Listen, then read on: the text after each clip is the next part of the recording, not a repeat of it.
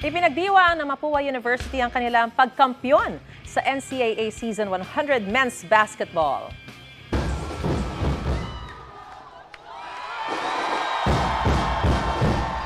Todo cheer ang mga taga-Mapua ng Silaban ng Bonfire bilang bahagi ng selebrasyon.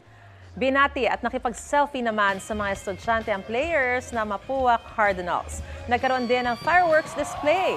Ayon sa presidente ng Mapua, masayang-masaya sila dahil mahigit 3 dekada ang kanilang hinintay para sa kampyonato.